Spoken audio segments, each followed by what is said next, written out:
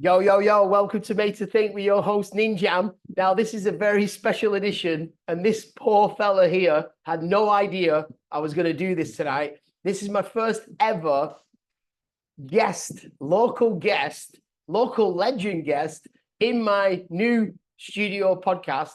We're doing the new DJ1 mics, so it's not online. And I couldn't think of anybody better to invite than this gentleman because he's been there for me when I've been down. He's helped me a lot. He's given me structure. He's given me friendship. And he's an absolute creative genius. It's the one and only Robert Larkins. Please introduce yourself. I'm Rob. I'm British. Been living in Vietnam for a while now. I'm from the southeast of England. And yeah. How did we meet, Rob? We met through cycling. Yes. We did. We were both on some charity ride, and we were paired up together in the same room. And yeah, we ended up cycling quite a lot of the trip together. It was my first ever charity event, first ever long ride. And I did that charity event because I was in a low place in my life. And I got out of that little hole and I just wanted to help people. And Rob was one of the first people to cement, like, when you climb a mountain, you take a photograph and you can tell everybody, I've climbed that mountain. I took a photograph of him and I was like, you're my mate now. So I didn't need to climb mountains anymore. Now, we share a passion about cycling greatly. What does cycling mean to you? Why is it so cool? I like cycling because it's a way of focusing at doing something else. Yeah. When I'm cycling above, like, obviously doing lots of different sports, but cycling for me just really gives me something to focus on. And there's that whole, for what I like is the way it flows. Yeah. So if you can make something smooth and fluid, it's very nice. So I learned to cycle behind him. And when we did that charity event, I had to climb this mountain and I was in a terrible position on a shitty bike. And he helped me. He was like, hey, put your arms down and show me the correct position. And it helped me get over that hill. And I was very in awe of this gentleman's advice after that. So I've seen Rob many times cycle through like rough terrain, deep jungle. It's beautiful in Vietnam. That's what inspired me to cycle. It was like, get out in the nature, stop feeling sorry for yourself and sitting on the couch and drinking all the time and get up early, get out there. So I've been smoking his dust for the last year or 2 years. And I was watching his techniques and any opportunity to jump a bump, he's up there in the air. Like, how the fuck do you get your bicycle to take off that far? And then every time he turns a corner, he's got this drift that goes in my face. And then I found out he was really into motocross. And I was like, that makes sense now. So how does motocross compare to cycling? Well, I like both quite a lot. But the motocross aspect, I like to take on the fact that it's a little bit faster, a little bit heavier, a little bit more torque. Risk. Yeah, obviously more power, but it's more risk involved. But I also like, I used to ride trials, so jumping up and down, stuff on a bicycle. So moving that now to like motorbikes and bigger motorbikes is actually quite fun because it's not about going really fast. It's just about controlling the bike and making it do what you want it to do. It's funny because you mentioned the word risk. I'm the risky bastard. You're the safe bastard, but you like to take risks. Why is that? For things that I'm interested in, for sure. Yeah. But how far on two wheels? Yeah. How far do you go when you're taking a risk? Well, like I've broken bones and stuff. But hell yeah. You practice with anything. Like, how do you walk? Everyone learns how to walk. You learn balance, so you learn balance on the bicycle. I can't balance on a skateboard, for instance. But I have mates that can. 70% of the people in the world, they learn how to walk, but only 30% learn how to run.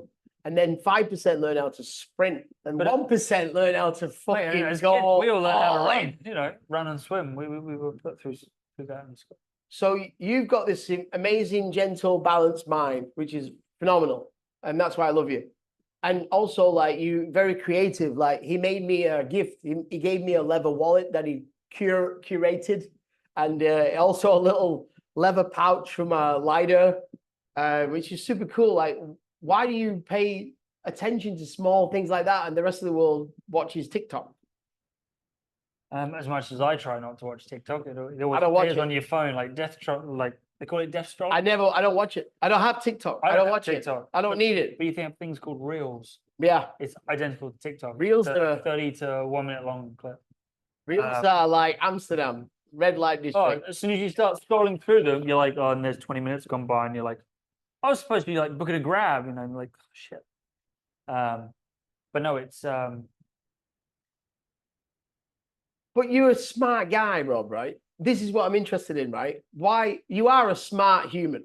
You've not been indoctrinated in education. Sometimes. You've learned skills because you Hands-on need skills, hands-on press down. skills. So some things I've figured out, but then other things I've then seen where they've confirmed that is the correct way of doing something, or you're a modifier.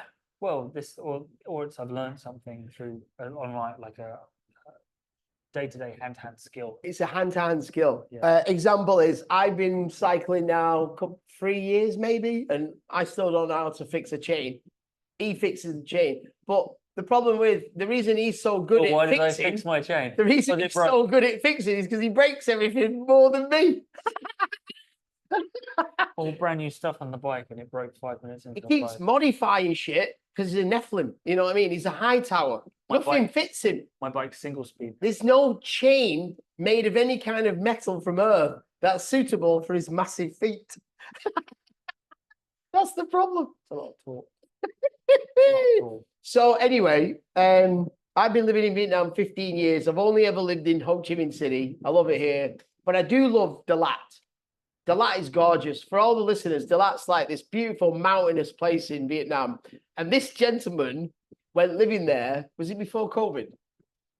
Yeah, before COVID. Yeah, the beginning of 2021. I moved up. He was smart, you know, get in the mountains. So he went over there, and I was watching his Facebook feed, and he's a serious motocross guy, and he was very interested in a certain piece of land to take his motorbike, but there was no path. So this guy, he did a bit of a Forrest Gump and just made his own path with his hands, his tiny little hands. He dug a whole motocross path in the lap. Just ride the bike around. And That there's does it. people. Do that a few times, and then you come and chop it down a bit. Yeah, but you have to chop bits of the jungle out and then create a path. And now that path is called the Robert Larkins Dalat time trial. There is a trail known of that I made, which is it's not the greatest thing ever, but it's just something different than just following a long straight line where the trucks and everything will go. It snakes around and goes up and down. It sounds like something different. The Ho Chi Minh Trail, man. That's what he's doing. Still He's there. representing the Ho Chi Minh Trail, the greatest architecture feat of all time, you know. Dalat is so adventurous, like for the terrain, from how, it can be very grippy, muddy, rocky. It would be the perfect place to set up real trails instead of just people going and exploring and following all the farmland, actually having designated trails on certain land. Even a mountain bike park would be amazing there. And there's been But so no many like motocross enthusiasts or mountain bike enthusiasts. Like, for all your listeners who are not in Vietnam, like, this is really virgin terrain about everything. Do you know so much land, but there's no idea. Have Whistler in Canada? Oh yeah, I've been there. So it's a beautiful mountain bike track, right? I've been there. In Whistler, I actually. Everyone knows about that in the mountain bike world, but you could so easily make something here in Dalat, but it's no one wants to invest the money into that. But it would be amazing. You mentioned Whistler. I know it's an interview with Robert, but I've got to tell one of my stories. I was in Whistler during the Summer Olympics, and it was the down. I was watching the down. What do they call it? The mountain bikers go downhill. Downhill mountain biking.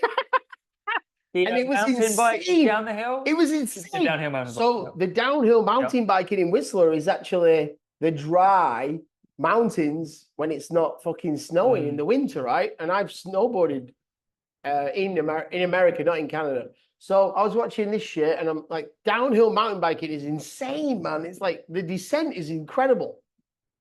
And then I was staying with a couch surfer in Canada, and I borrowed a bicycle. It was the first time I'd ridden a bicycle for probably 7 years, and I went up into those same mountains, and I was driving around, and it was like a trail, and then I went up this like really rocky ascent, and I didn't realize in Canada that they have the brakes the wrong way around.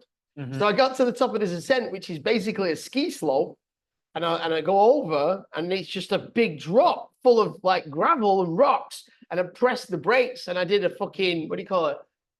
Roly poly. A roly poly or innuendo or some shit. An endo. Yeah. fucking- Endo. An endo Nagasaki. I did an endo, and I slid down this fucking slope. You have no idea. It was proper Benny Hill. Bam, bam, bam, bam. And I got to the bottom, and I was bleeding protrusively from my elbow. I've got loads of scars around here. So I'm in the bottom of this fucking slope now. I've gone off the track, and I don't know where I am, right? And I'm thinking, okay, my idea was to do 2 hours going around this trail, and now I'm injured and I'm bleeding, and this fucking signs in Whistler saying, beware of the bears. Like, what? So when you're in that situation, you don't know where you are. I've got no GPS, zero, fuck GPS, don't even know what that is yet. That's military I standard. wouldn't end up in that kind of situation. I'm bleeding, and I'm like, okay, so I go down a trail, and I'm thinking, okay, I'll head that way. But I've come from this direction, I've gone all the way down that direction. I'm on the other side of the hill. I can't find my way back. I've literally got to get around this fucking mountain, and it took me fucking all day. I was fucked. Luckily, somehow, I got down, and it was like this school, youth club, and this guy run up to me, and he's like, are you okay? And I'm covered in blood on a bike with no water for like 4 hours. And he's fucking real crispy in Whistler, real crispy. I'm burnt. I'm just absolute mongoloid, you know? So I'm like, are you okay? No, I'm not okay. Give me a hose. Hose me. So he gives me some water. And then I'm like, okay, where is the camp, whatever, the house where I'm staying? He's like, oh, it's down the road. But he's like, be careful because there's bears. And I'm like, nah, there's no bears. I've just been up in the mountains, man. There's no fucking bears. So I'm driving back to this villa, this big ass cabin, naive as fuck. Yeah. This is my story. I'm so naive everywhere I go. I'm fucking driving my bicycle, but absolutely fucked up. And I turn this corner, and there's a big bear, not a grizzly. It's like a black bear. And he's looking at me, and he's like, and he sees all the blood.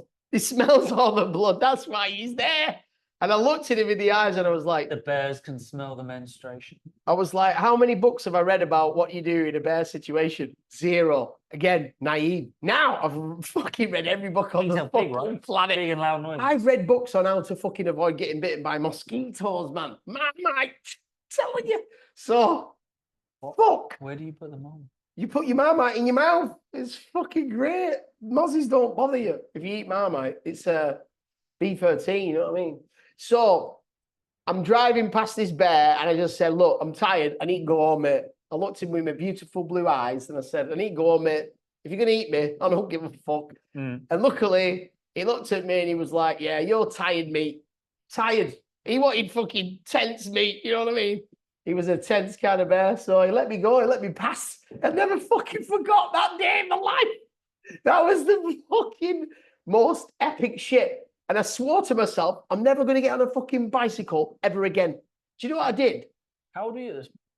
I was just finishing my tour in Canada, so it was 2009, and Whistler, Vancouver, was the last place that I went to in my trip before I flew to Vietnam because of Anthony Bourdain. I saw Anthony Bourdain's show when I was in Canada. 26, but I was 27. So I came to Vietnam 2009. I'm 30, right? 30. Am I 30? I can't remember. I'm 30. Anyway, I'm 30.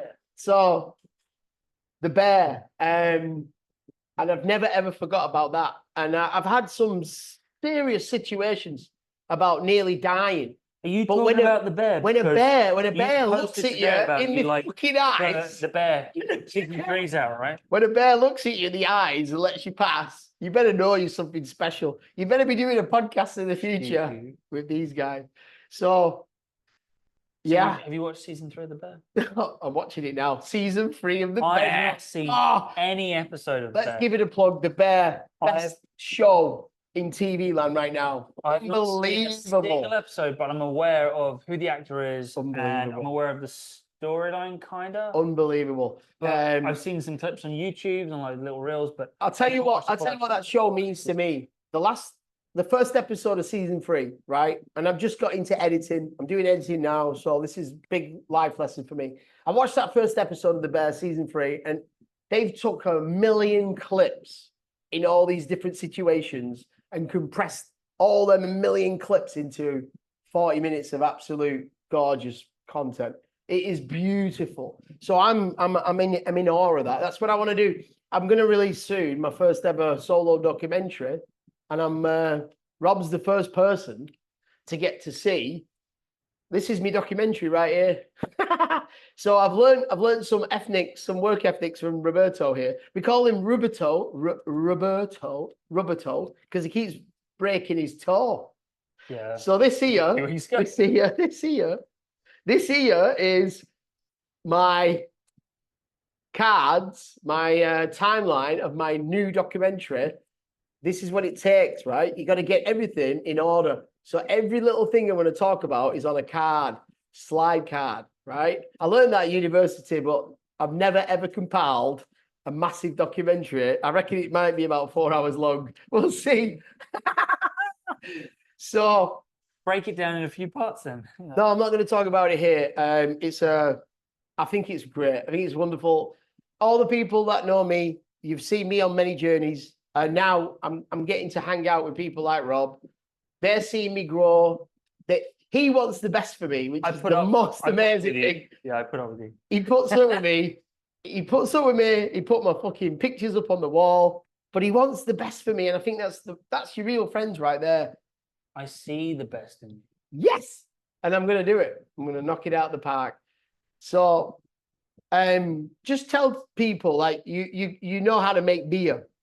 I think it's really important to mention this. Like, what is beer? I work for a craft brewery, and beer essentially is just a fermented product made with barley and hops in the more modern terms. So. Right. And what does beer do to you? Well, it's an alcoholic drink, so you could either say it's a tasty drink that you like the flavor of, or you could say it's something you like to drink, so to get drunk and merry. But obviously, we've all grown up. Like everyone remembers their first sip of their dad's beer. It tasted gross. But we all drink beer. Like we're sat having beers now. Why do people smoke cigarettes? Why do they inhale smoke? You don't stand next to a bonfire inhaling the smoke that comes off a bonfire. Interesting. And, it tastes gross. Well, people smoke cigars. You know, as much as a cigar smells nice, it's still pretty gross to put in your mouth. And alcohol, you know, everyone's just taught that it's a simple thing to drink. But it's alcohol. How would you, if you had the choice, like how would you make the perfect beer? What would you do? Beer is a balance of flavors and aromas. So as long as it's balanced in a way that it's, you know, the way it feels in your mouth, the smell that you get from it, the color of a beer, you can say all kinds of different things, but balanced is the key word. What's your favorite beer? I love a stout. Me too. Especially when it's on the nitro bubbles, all the little mini bubbles. So there used to be a cartoon back in the day called Gummy Bears. Gummy bears bouncing here and there and everywhere. And they used to drink gummy berry juice. So I used to watch my dad drink stout when I was a kid, and I used to try it and get it all over my fucking mustache. I was like, eh. And then I remember I played poker with my friends one night, and my mate left 2 cans of Guinness in the fridge. And I hated Guinness. I fucking hated it. And I left him in the fridge for like 2 weeks, and he never came back. So one day I came home and I was stressed out, and I opened this can of Guinness. It had a widget. What's a widget? The little plastic ball that's in the can of Guinness. Full of what? From what I understand, it releases a little rush of nitrogen. I may be wrong. Nitrogen. I might be wrong.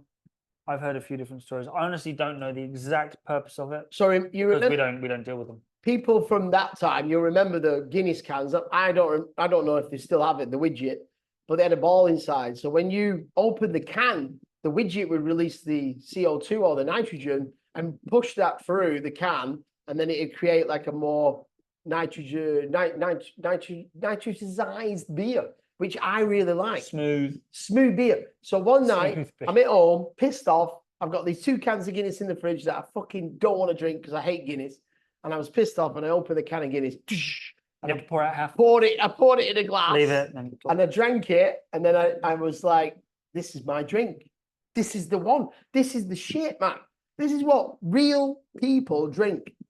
This is it, right? You know, in the Edwardian times, that diet and calories were substituted with beer. Of 'Cause course. beer was cheap. Right. You know, There is got to be medicinal purposes to beer because it's been around forever. there's a beer I think called the a chemicals Gullet. that what are the bad chemicals, Rob, that make beer bad, that give you headache? What are those chemicals? I've read about them. I can't repeat the name of them off the top of my head.